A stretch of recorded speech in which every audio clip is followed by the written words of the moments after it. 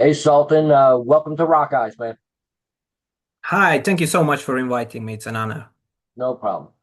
Burning Sun. The band started what, 2023, 22? Well, we could say it's 22. The idea is much older, obviously, but Right. that's when we could launch. And honestly, we re released a very early demo version just to finally say that, okay, here we are formed, this is our name. So that's why we could say it's 2022, but in reality, I think most of the action is happening since 2023, since Cool. the first album. Wow, wow. Now the band's from Hungary, right? Yeah, well, I would say the basement, the headquarters is here Right. because I am Hungarian, I live here, but my friend Pancho, the other half of this project, he's in Chile. Cool. Okay, good, good, good. Was it easy starting a band in Hungary? Well, maybe it would have been easier for me to find local guys here. Right. But I had a fanzine, I wrote reviews, I did interviews, I did a bunch of interviews with different kind of artists and whatnot, and that's how I got to meet a lot of people online from bands that I liked, and that's how Pancho and I met actually. So uh, I wouldn't have even thought about inviting someone from here, from locally. My Right. idea was always to work with someone that, we have even in this online sphere we have the chemistry with. Right. Yeah. Cool, cool. You said you ran a fanzine. Can you tell me anything about that? Yeah, well, it was a printed fanzine, like old school style stuff. It was written in Hungarian, of course, and not surprisingly, it was called Burning Sun Fanzine. Uh-huh. Yeah, yeah, my friends who knew me from the fans and whatnot, and said, "Oh, you're going to name your band Burning Sun too?" And I Mhm. said, "Yeah, man, it's the perfect name. Why choose anything else?" Right. Yeah. And of course, it was named after the Halloween song from 2013, Straight Out of Hell, Right. from the album. And yeah, it's I even released cassettes under the name of Burning Sun Records. So this is the third iteration of Burning Sun, and I guess the biggest one so far. Oh, cool. So tell me about the fanzine. What did it cover? Well, almost exclusively heavy and power metal. I've dealt with some old school thrash. It was a great opportunity for me to meet not just a lot of people, but to actually talk to the guys who influenced me and set me on this path. I talked with Andy Darius, Michael Weikart, Kai Hansen, Udo, and people like that, and it was just amazing. And also my influences from Hungary. So yeah, that's what I did. I actually really enjoy doing interviews, so it's kind of interesting to be on the other side now. Right. Yeah. Yeah, I hope I'm interesting enough for people, because in my articles, I'm always like, of course, I do it written, so it's different because you get to edit in a different way. But I'm always like, I don't want my readers to be bored, you Right. know. Yeah. Right. Wow. And so that's what I did. I also did a bunch of reviews. A lot of them actually I kind of burned out from reviews. I never really enjoyed that. I'm more of an interview guy myself. And yeah, heavy power and speed metal, sometimes a little thrash, but just the old school stuff, Even if I interviewed new bands, I interviewed plenty new bands. I love discovering new bands in the underground. I always interview the ones that style fits with me, so to say. Cool. Cool. And when did you start this? The fanzine, Yeah. yeah, 10 years ago actually.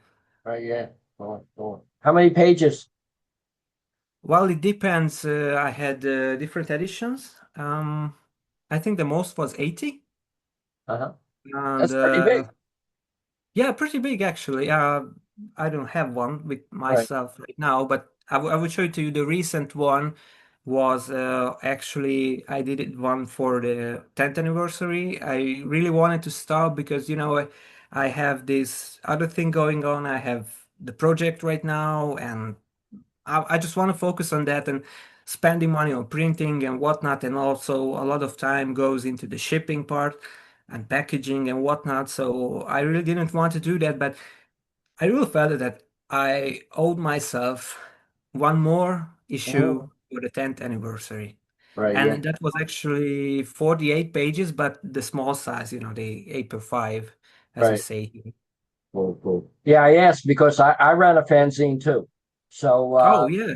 yeah, it was called Kiss Classics, all about Kiss. You know, Oh, it was only 12 pages, but it was eight and a half by 11. And I got to go backstage with Kiss and everything. Meet them, oh hang with my. them. So it was just only about Kiss. You know, so That's it was a lot of amazing. lot of fun. A lot of fun. You know, That's amazing. cool, cool. Now let's go to 2023. Wake of Ashes. That was your debut album and stuff like that. And I think you had a demo out before that, but Wake of Ashes got great reviews. I was like reading different reviews and stuff like that. That did really well. Can you tell me anything about that? Yeah, honestly, it's kind of surprising, but because when we came out with Wake of Ashes, the first album, it was out of the blue completely. So we didn't have any previous promo, we didn't have any social media pages prepared. For example, I only started to deal with Instagram a little while ago, and yet people were interested. I guess they were just caught on this old school power metal stuff that we love to do. Well, my idea with the debut album, I actually had several concepts for the debut album, but then I figured that I want to do something that's a bit of a cliche lyrically, but musically it should be influenced mostly by Halloween, Gravedigger, the stuff that I like and the stuff that's influenced the second album too. And whenever I dreamt about making an album, I dreamt about many years ago, and I never would have believed that this is going to happen. Right, But when I dreamt about it in my dream, I could visually see that this is going to be released by Stormspell Records, and this is uh, going to have an artwork from Alan Latwell, and that's exactly how it happened. right, right, So this was a match made in heaven, basically, and I'm really grateful. Actually, I don't know, but I don't know about other people doing music, but for me, the debut album, the first album, it has a special kind of magic about it. right. Yeah. Well, So yeah, I would say it's a typical power metal album. It's an underground power metal album, and yeah, I don't know what else to say really. It's a little cliche, but it's a fun cliche. right. Yeah. Cool, cool. Now, I guess in the beginning of this year, you came out with an EP that is basically instrumental. Can you tell me anything about that? Yeah, it's I've heard about this type of music called dungeon synth. Huh? And dungeon synth is something so underground, only a few people listen to. So I wasn't really interested in this kind of music because, it was instrumental. I didn't have lyrics and I love lyrics. And then I figured, but man, this was great as a soundtrack.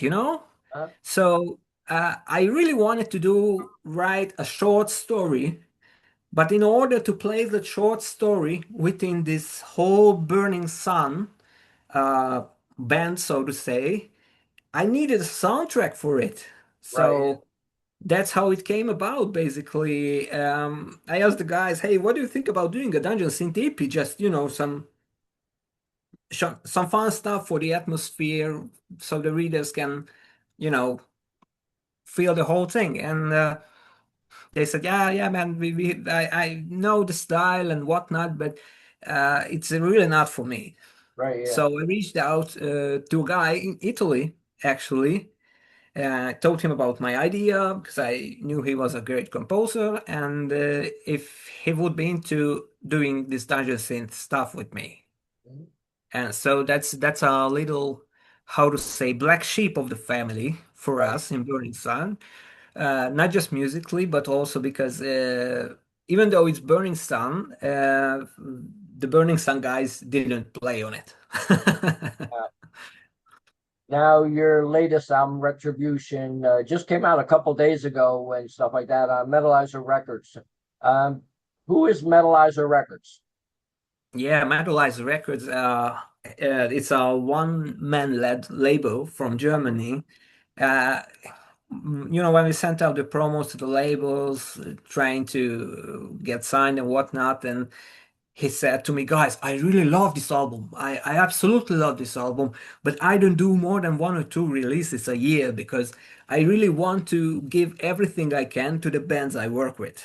Right. So Yeah. maybe probably that's why you haven't really heard about Metalizer Records because they don't do many releases, but once they do it, they like to give their heart to that release. So we had a CD and the vinyl is unfortunately a little bit late from the manufacturer, but we are going to have a vinyl too. We also had a promotion campaign for this. So yeah, he's just a great guy. I mean, a real metalhead, and we talked on the phone and whatnot, and he's just you can just hear that he's a legit good person, and Yeah. for me, that's very important for someone to work with. And we have a nice CD, so Cool. it's amazing. I like the cover too. You Oh know. yeah, thank you so much. I was a little bit, I wouldn't say hurt, but a little bit hurt in a way because from powermetal.de we received an 8 by 10 review, which Right. is great, yeah. Uh, But the cover was bashed, and I don't understand it because this cover, I don't know how much you can see, right. but if people who are watching this, they can just check online. It has a lot of details that are included in the story, Right. and it Yeah. also shows the whole picture from the bad guy's perspective. So it's a different idea, Right. but it's not AI, it's completely human made, and I mean, I like it. I like it, and some other people recognize this kind of epic idea behind it, Right. which is amazing, I think. Yeah. Cool. Cool. Let's go down some of the tracks and tell me your impression on each song. Let's start by the light. Yeah, when we were starting to work on this album back in 2023, around, I don't know, August, something like that, I told Pancho that, okay, we need an opening song that's building up. That's something like Primal Fear did on Jaws and Death. Uh, And that's basically By the Light. And I had the idea for the concept. It's a full concept album, it's a story album. But we first, of course, we needed the music. And it's a really fun build-up song. It has a great chorus, I think. Uh, it has that great, many people love and call it the power metal scream at the end. right.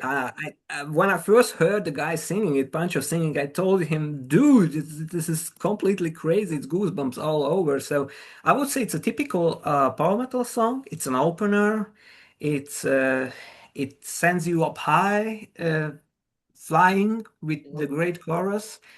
And as the album continues, it's an emotional roller coaster, basically for the story. But Right. By the Light sets the sets the tone for it. Uh, So yeah, a lot of people seem to like By the Light, which is surprising for me because I think it's a great song too. But I thought they were going to be listening to Shadows Undone, for example, which is more typically power metal. right. Yeah. Let's go to track number two, Fight in the Night. Yeah, Fight in the Night. Someone said it has a corny title. It might, I don't know, but it's about fight in the night. So what else should it have? Right. It's just a great riffing song. It's a faster speed metal track. It has the power that you need to headbang if you Right. want. And I don't know. That's where the trouble begins in the story. Right. Yeah. Wow. Wow. Track number three, Aftermath, which is my favorite. Aftermath. That's my favorite Actually, track. oh yeah, thank you so much. This was actually based on my idea, and I'm really curious if you hear any similarities with another artist here. The whole album I hear similarities. So Yeah, of course. But the idea behind Aftermath was actually came to me. I was reading the Dio biography, the book, right, uh-huh, Rainbow in the Dark, and I was listening to a lot of Dio back then, right, and and that's where the idea came from. So I wanted a track where the first verse was different from the rest. It had a chorus that was influenced by Accept, and with my quote unquote beautiful voice, uh-huh, I sung a demo of it and showed it to Pancho, and he built a song based on that. And I think it's just a really great emotional song, and the way the lyrics build up my character's motivation builds up. It's I don't know. I just liked it about Aftermath. yeah, me too, me too. Next track is Cold Winds.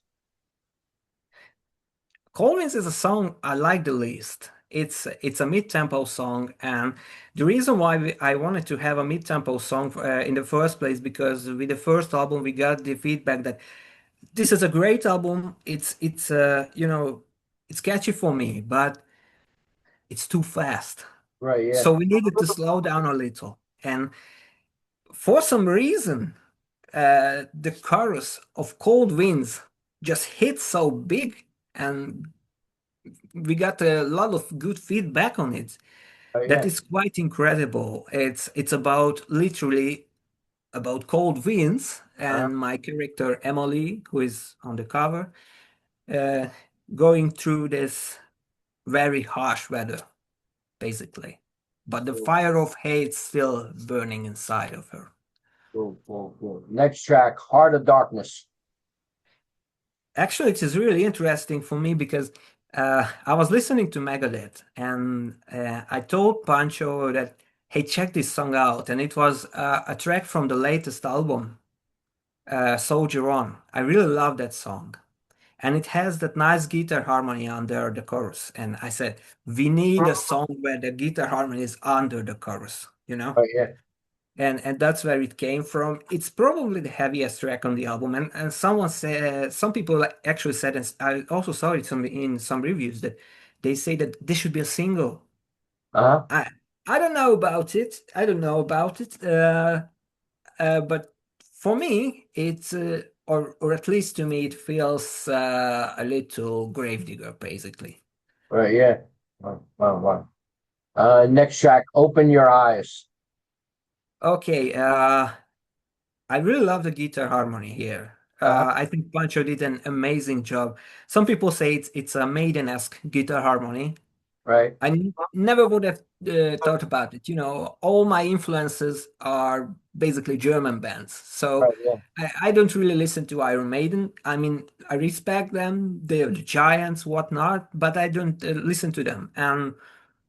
But people say it's Iron Maiden-esque in a way. It has a really great solo from our friend Alexandra Stamenkovic from Jenner, right, and she's also in Frozen Crown now. So yeah, it has two great solos and the lyrics about the character coming back to life. Yeah, I mean I like it. I would say it's a typical power metal track, and this is the point in the album when the power metal really starts. right, The yeah. melodies, the speed, the harmonies, everything. Cool, cool. Next track is Shadows Undone. It's a rather interesting song for me because of the whole structure of the song, how it was made, and when Pancho composed it. We both thought that this is going to be the hit of the album. Uh-huh, So that's why we selected it as the first single. It's also, this badass. I came and do my thing, and it just gives you that kind of feel. It really empowers you to defeat those shadows. right, yeah. Um, yeah, actually, I don't even know which is my favorite song from this album, but for me, this is the best in a way that this could be the best single, basically. So I don't know what people think or what you think. Right. but I personally love it. Cool, cool. And the last track, Redemption. Yeah, of course, every power metal album needs a big song, right? So Right, that's like a necessity. You can't avoid it, and of course, we needed to culminate this whole thing to somewhere, and that is Redemption. Uh, I remember Pancho saying to me that he didn't like this song at first, but it grew on him, right, and I mean, it's just a great song. It's epic. It has a great chorus, you know.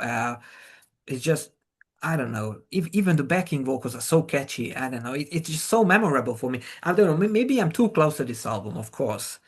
yeah. I heard it so much, Uh-huh. but I think it's a great song. So yeah, be sure to check out Redemption too. Cool, cool. Was there any songs that were left off the album that you were wanted on this? No, no, this is actually really funny. We didn't have any leftovers from here or from the first album. We wrote 8 songs and that's it.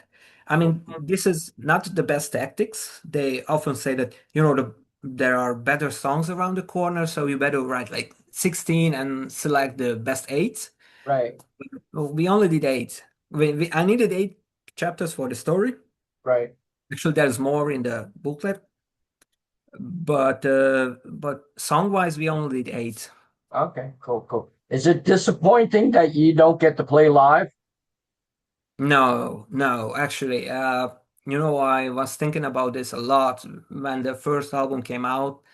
People started to asking me that, hey, you should play live. We don't have these bands in Hungary, and here's a good album. You should show it to the people. You have enough songs for a show. Maybe put a cover or two there. And honestly, I could maybe put together a live lineup Right, which obviously wouldn't be the same as the album lineup. Pancho living in Chile.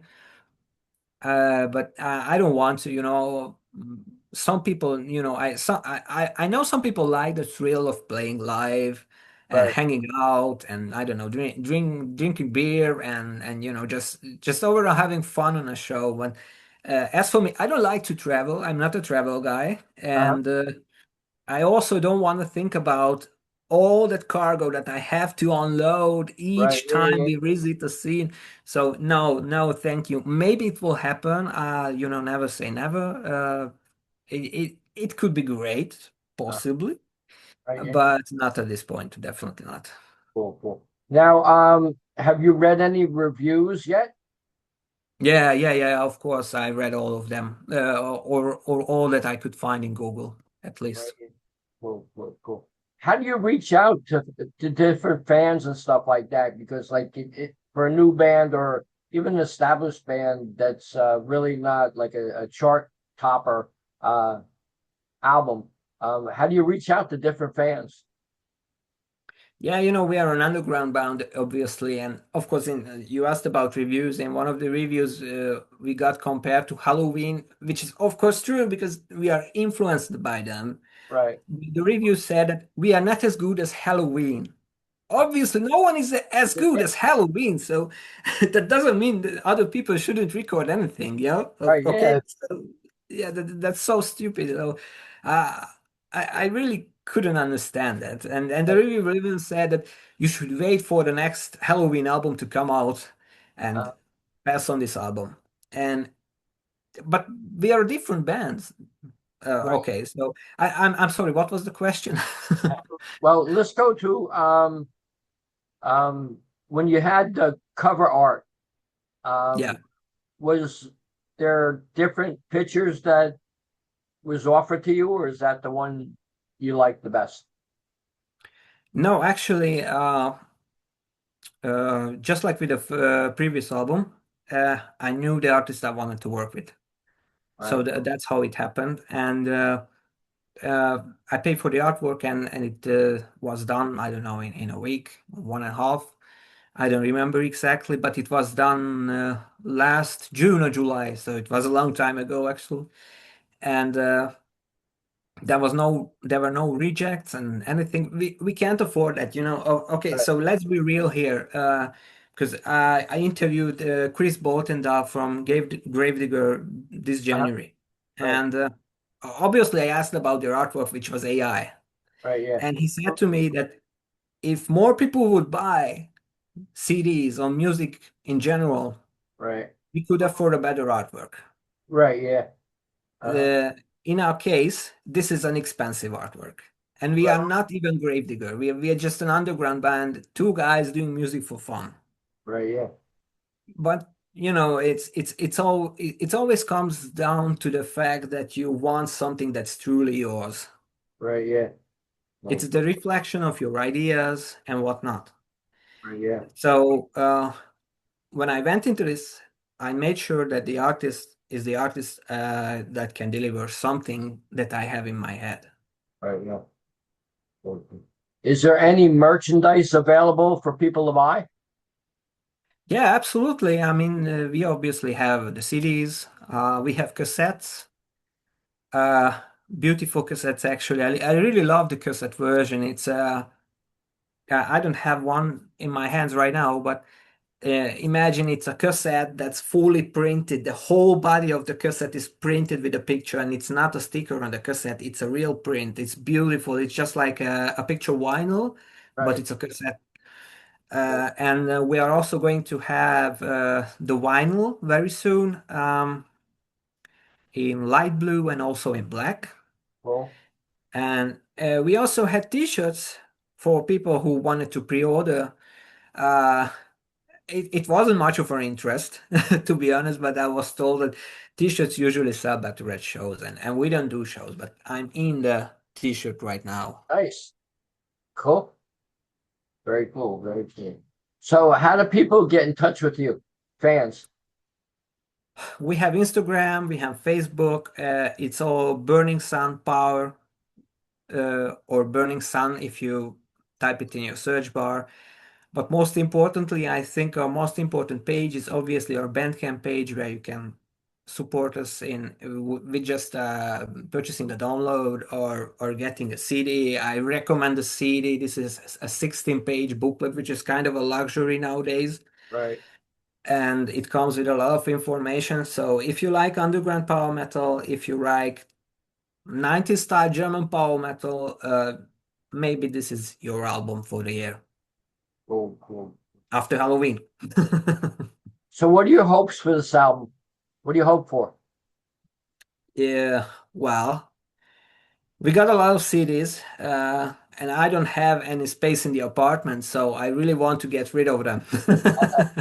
But all jokes aside, I just hope people will be listening to it. You know, that's why we made this, and we know that we are not going to top charts, we are not going to make money. We just want to have fun and want to share our passion with like-minded people. And I hope you guys will enjoy the music.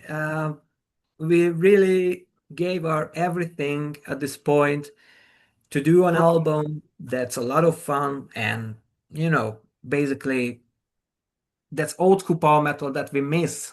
Right. Yeah. So this is a message to all bands out there: do old school power metal because I really want to buy your stuff.